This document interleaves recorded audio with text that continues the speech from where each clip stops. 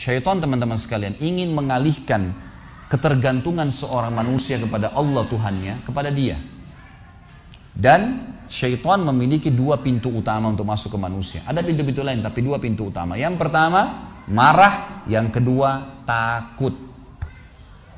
Marah, di sebuah hadis Bukhari dijelaskan ada dua orang sahabat bertengkar sampai wajah mereka memerah. Kata Nabi SAW, saya tahu kalimat kalau keduanya mengucapkan akan hilang marah dari mereka.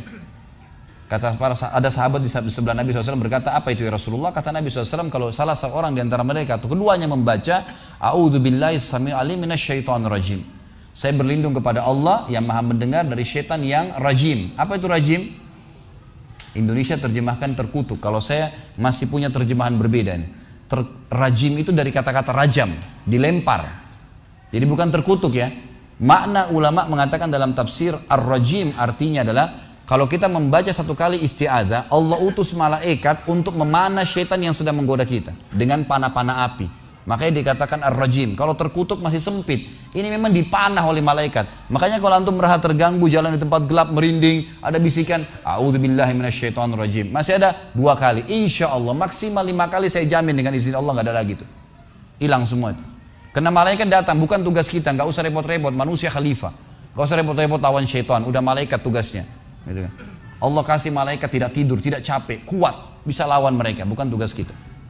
Baca a'udzubillahi selesai. Yang kedua teman-teman, saya tidak bahas terlalu banyak masalah emosi, tapi yang jelas ini pintu syaitan. Makanya Nabi SAW mewasiatkan kepada seorang sahabat laki-laki yang datang, ya Rasulullah wasiatkan saya, kata Nabi, la taghdab. Apalagi ya Rasulullah, la taghdab. 3 kali, la taghdab. Jangan kau marah, jangan kau marah, jangan kau marah. Orang yang emosional dikuasai oleh syaitan. Makanya dalam ilmu beda diri pun, kalau ada orang yang baru belajar 2-3 jurus pasti cari gara-gara di jalan tuh, mau nunjukin ilmunya. Tapi orang kalau sudah master nggak kelihatan, tenang, kayak orang bodoh. Nanti kalau darurat baru ngeluarin ilmunya, karena emosinya sudah bisa dikontrol. Jadi orang kalau masih bisa ngontrol maka makin luar biasa. Makanya Nabi SAW mengatakan dalam hadis Bukhari, laisa sur'atu bil ghadab. Bukan emosi itu dilihat dari, bukan keperkasaan, kedewasaan, kebijaksanaan dinilai daripada marah-marahnya orang. Emosinya banting pintu, suaranya besar. Walakinna sur'atu, tapi keperkasaan dinilai mammalaka nafsa indal ghadab. Siapa yang bisa mengontrol dirinya pada saat emosi. Justru itu dia puncaknya di situ.